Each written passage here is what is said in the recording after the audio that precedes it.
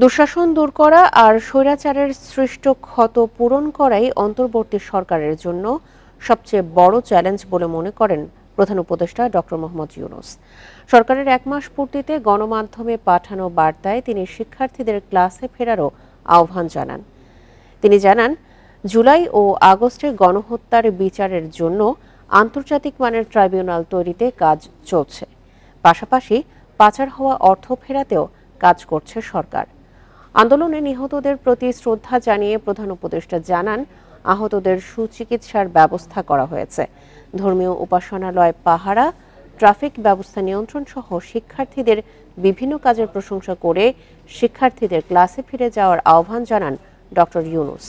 এছাড়া গুমের ঘটনা তদন্তে কমিশন গঠন এবং আয়নাঘর বন্ধের কথা জানিয়ে প্রধান উপদেষ্টা বলেছেন, স্বৈরাচার পতন আন্দোলনে কারো মৃত্যু বৃথা যেতে দেবে না সরকার।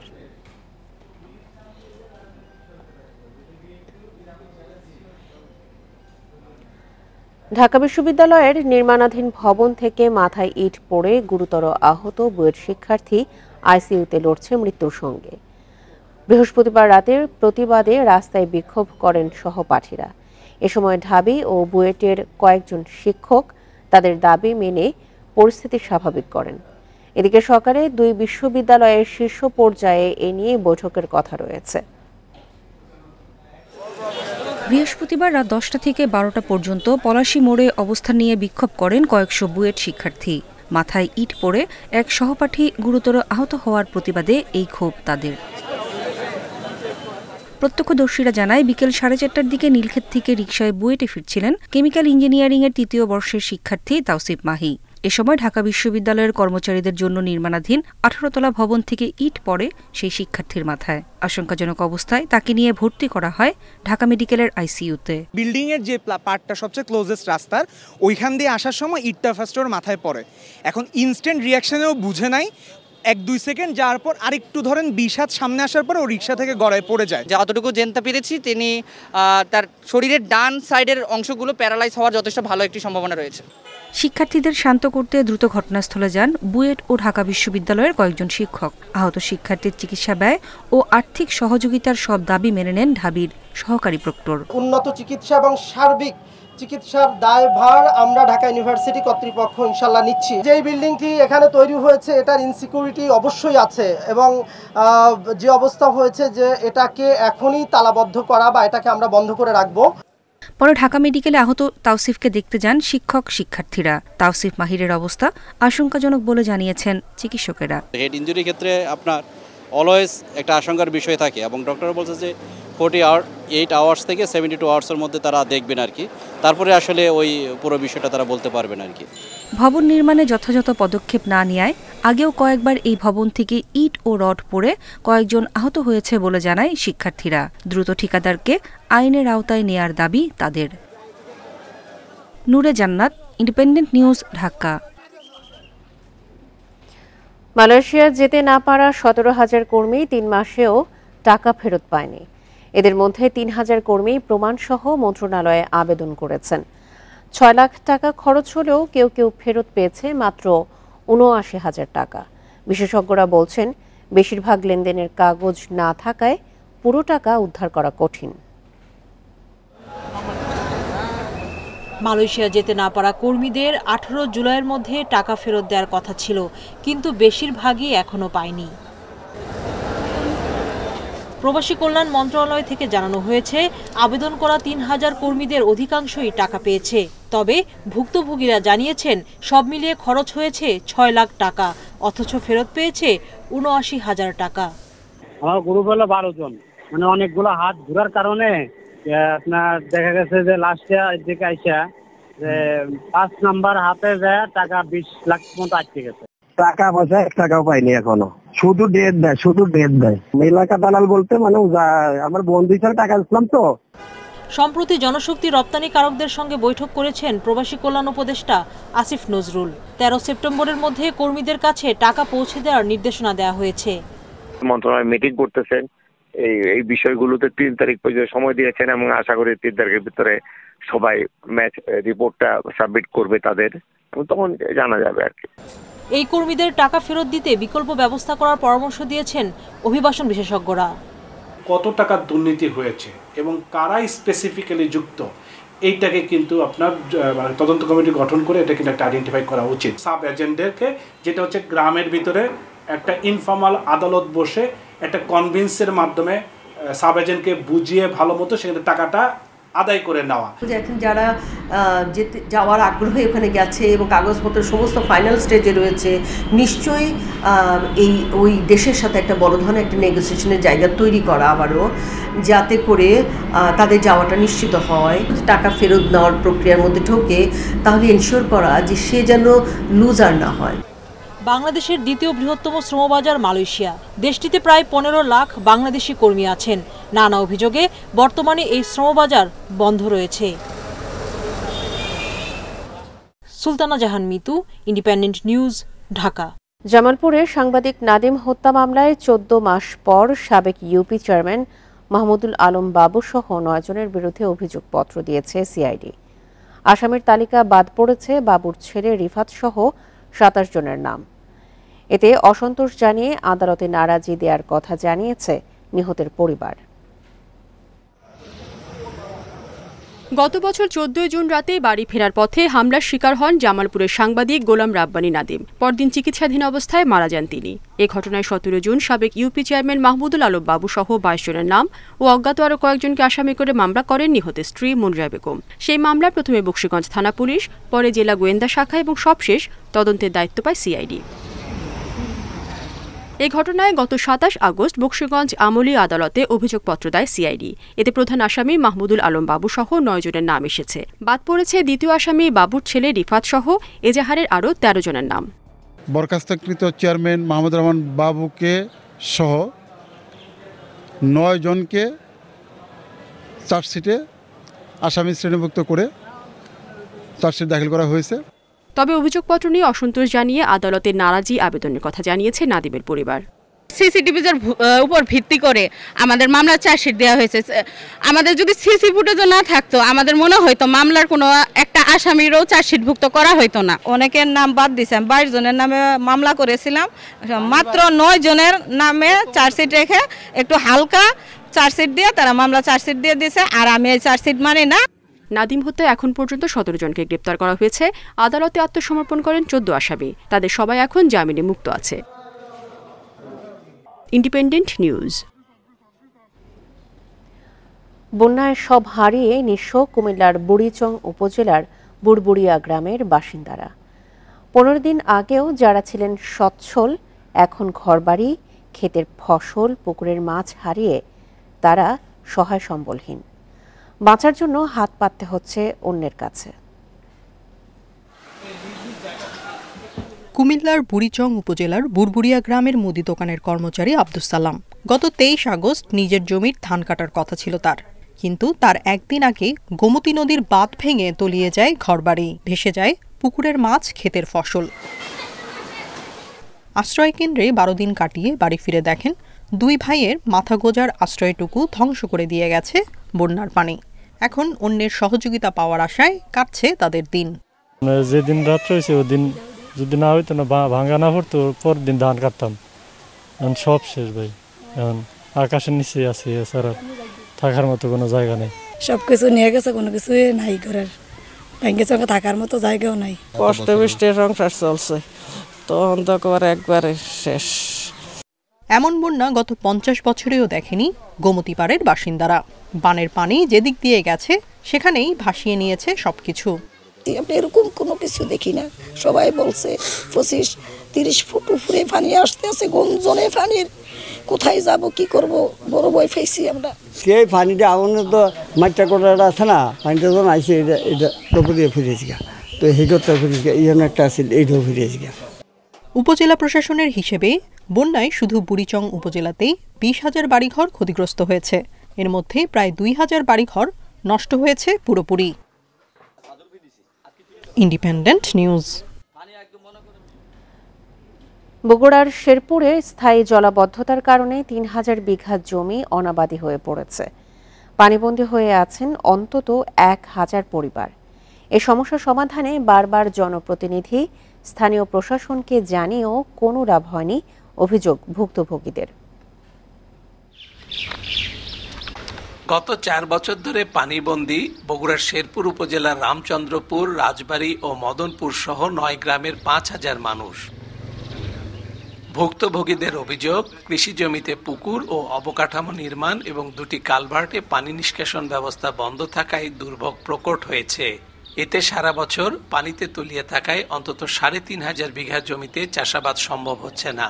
সব রাস্তা পানির নিচে, বাচ্চা যেতে পারতেছে না এবং প্রতিটা বাড়ির আপনার চতুর্থ পানি, আমরা চলাচল করতে সমস্যা হচ্ছে। আমরা করতোয়া নদীর সামনে একটি ড্রেন সরকারের কাছে আবেদন করতেছি, আমাদের না দিলে আমাদের এলাকায় খুব কষ্ট হবে গরিবের। জলাবদ্ধতার কারণে আমাদের এলাকায় অনেকেই গ্রাম ছেড়ে শহরে চলে যাচ্ছে ছেলেপেলে নিয়ে, থাকার অনেক কষ্ট, আমরা খুব কষ্টের মধ্যে আছি।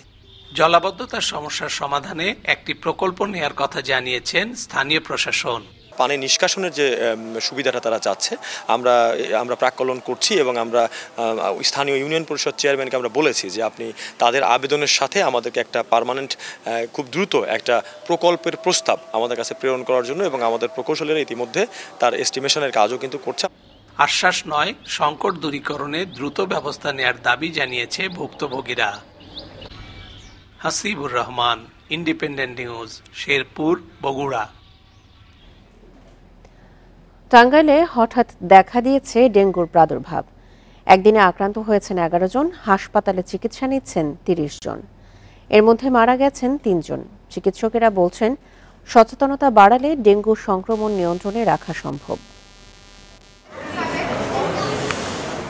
টাঙ্গাইলের কালিহাতী উপজেলার উত্তম বণিক ঢাকা থেকে ফেরার পর শরীরে ব্যথার জ্বর নিয়ে উপজেলা স্বাস্থ্য কমপ্লেক্সে গিয়ে পরীক্ষা করান। ডেঙ্গু শনাক্ত হলে ভর্তি হন হাসপাতালে। ঢাকা আসলাম গত সপ্তাহে, 1 সপ্তাহ হতো ঢাকার থেকে আসছি। তার 4-5 দিন পর থেকে হঠাৎ করে জ্বর সকালে থেকে 104, 4.5, জ্বর কমে না। শুধু ঢাকা থেকে নয়, স্থানীয়ভাবেও অনেকে আক্রান্ত হচ্ছেন ডেঙ্গুতে। স্বজনরা বলছেন, বাড়ির চারপাশ পরিষ্কার পরিচ্ছন্ন থাকার পরেও ডেঙ্গু আক্রান্ত হওয়ায় উদ্বিগ্ন তারা। আমাদের পাশের বাড়ির একজনের হয়েছে, আশেপাশের 2-1 জনের হয়েছে, তারপরে আমার দাদি। এটা তো আমি মশারিটা ভালোভাবে পরিষ্কার পরিচ্ছন্নভাবে থেকে পরিবেশ ভালোভাবে থেকে তারপরও আসলে কেমন বুঝতে পারলাম না। জেলা স্বাস্থ্য অধিদপ্তরের হিসাবে চলতি বছরের 5 সেপ্টেম্বর পর্যন্ত জেলায় 299 জন ডেঙ্গুতে আক্রান্ত হয়েছেন। এদের মধ্যে 3 জন চিকিৎসাধীন অবস্থায় মারা গেছেন। বাড়ির আশপাশে কোথাও যাতে ঝোপঝাড় না থাকে সেগুলো পরিষ্কার করা, কোনো ড্রেন বা কোনো পাত্রের মধ্যে পানি জমে না থাকে সেগুলো নিষ্কাশনের ব্যবস্থা করা, এবং মানুষজন যাতে ঘুমানোর সময় অবশ্য মশারি ব্যবহার করি সেই ব্যাপারে মানুষকে সচেতন করে তোলা। ডেঙ্গু নিয়ে আতঙ্কিত না হয়ে জটিলতা দেখা দিলে হাসপাতালে যাওয়ার পরামর্শ দিয়েছেন চিকিৎসকরা। প্রাথমিকভাবে বলি যে এটা সাধারণ একটা ভাইরাল ফিভার। প্রথমে আমরা একটু শুধু প্যারাসিটামল খেলে জ্বরটা বেশিরভাগই ভালো হয়ে যাবে। তারপরে যেগুলো খারাপ সেগুলো নিকটস্থ আমরা এই হাসপাতালে যে চিকিৎসা দেবো, উপজেলাতে একই চিকিৎসা। এখন পর্যন্ত 2টি হাসপাতালে আক্রান্ত 30 রোগী চিকিৎসাধীন রয়েছেন। Independent news. ডেঙ্গু পরিস্থিতি নিয়ে আরো জানাতে টাঙ্গাইল থেকে যোগ দিচ্ছেন সহকর্মী মামুনুর রহমান। মামুনুর, ডেঙ্গুর প্রকোপ বাড়ার কারণ সম্পর্কে কি কোনো ধারণা পাওয়া গেছে? স্বাস্থ্য বিভাগ কি বলছে এ বিষয়ে?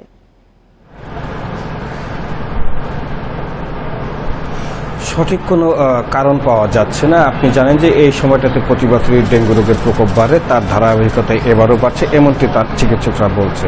তবে চিকিৎসকরা যেটা বলছে যে ডেঙ্গু রোগের সুনির্দিষ্ট কোনো চিকিৎসা নেই, এটার সাইড সিমটম অর্থাৎ উপসর্গ বুঝে চিকিৎসা দেওয়া হয়।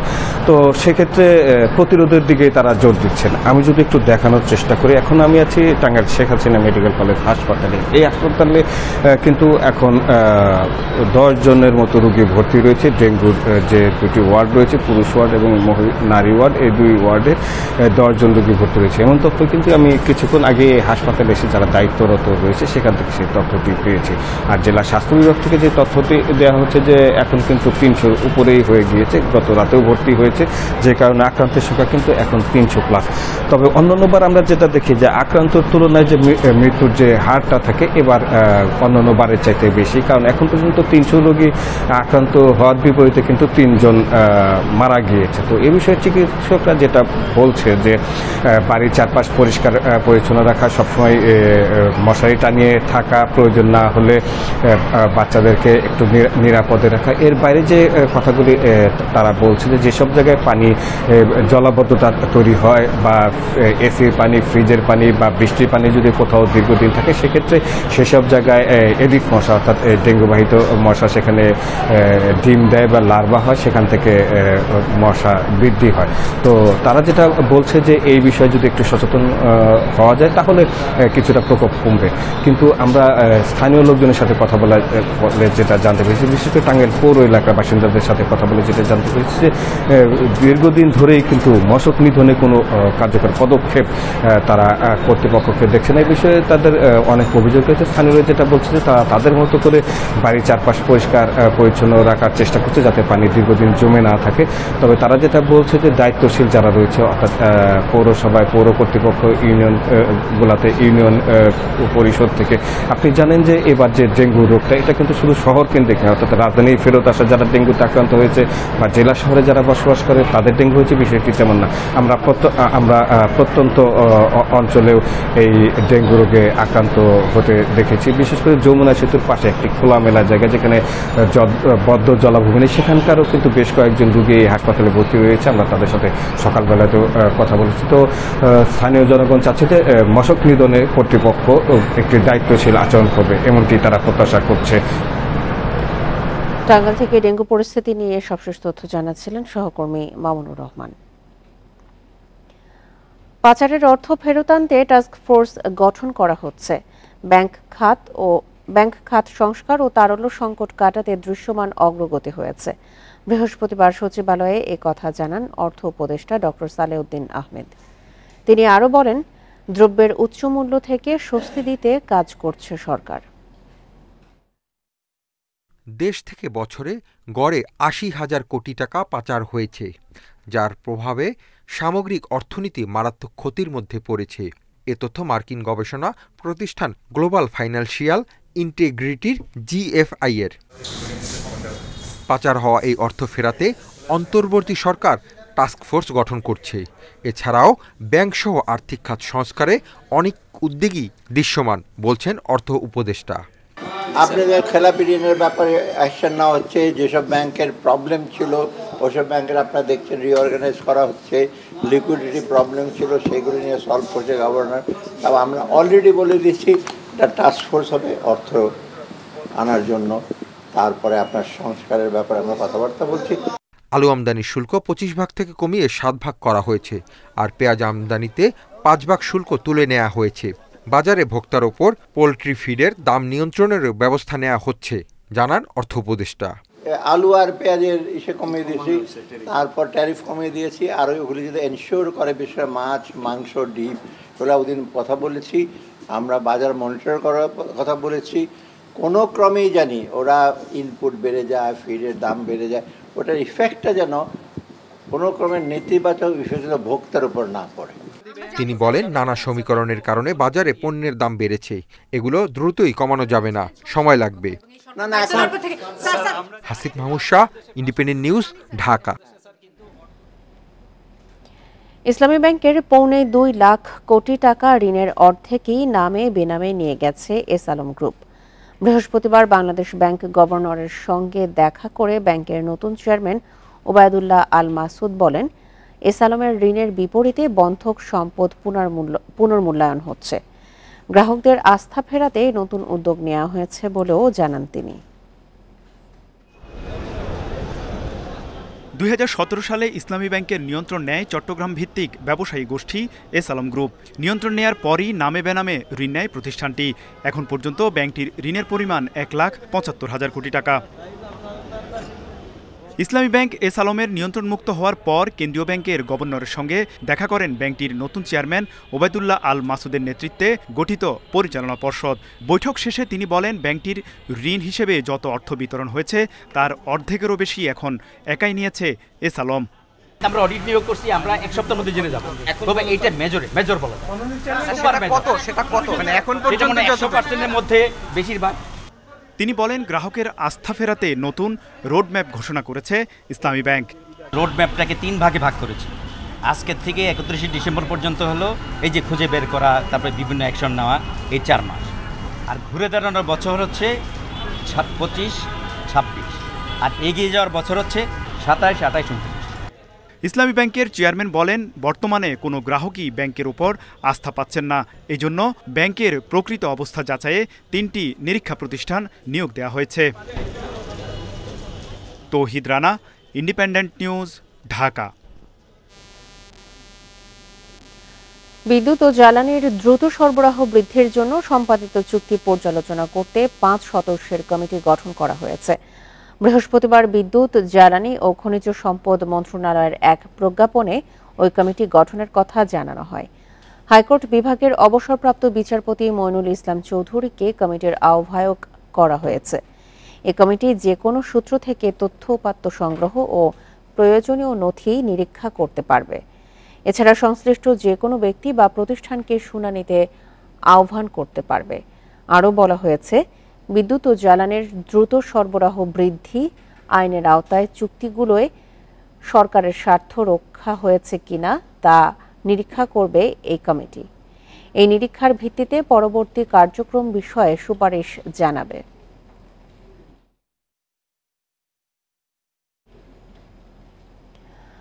সরবরাহ ঘাটতিতে অনেকদিন ধরেই চড়া দামে স্থির হয়ে আছে ডিমের বাজার। ব্যবসায়ীরা বলছেন, সাম্প্রতিক বন্যায় ডিমের উৎপাদন কমছে 5% পর্যন্ত।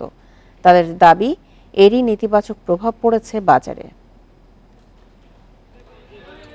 এমনিতে নিত্যপণ্যের চড়া দামে নাভিশ্বাস অবস্থা ভোক্তাদের, তার ওপর প্রতিনিয়ত বাড়ছে কোনো না কোনো পণ্যের দাম।